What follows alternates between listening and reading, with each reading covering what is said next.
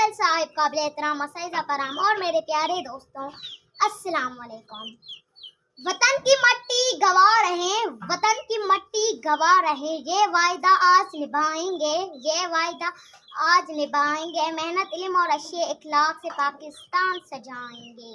आज मुझे यौम आज़ादी के मौके पर चंद अल्फाज बोलने का मौका मिला है। 14 अगस्त 1947 वो अजीम दिन है जब हमारा प्यारा वतन पाकिस्तान आज़ाद हुआ। ये आज़ादी हमें लाखों मुसलमानों की कुर्बानियों और हमारे अजीम रहनुमाइयों की जदोजहद के बाद मिली। कायद आज़म मोहम्मद अली जिन्ना ने हमें इत्तेहाद, ईमान, नज़म व ज़ब्त का दर्स दिया।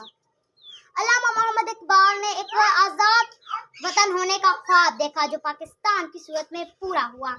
ये वतन हमारी शान है, ये वतन हमारी शान है, यही हमारी पहचान है, यही हमारी पहचान है।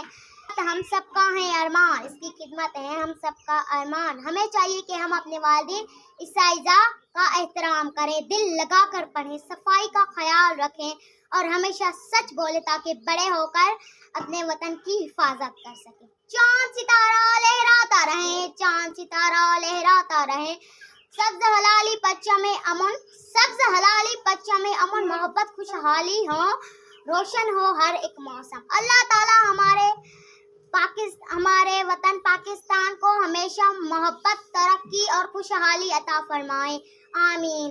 पाकिस्तान जिंदाबाद, पाकिस्तान जिंदाबाद। बहुत शुक्रिया।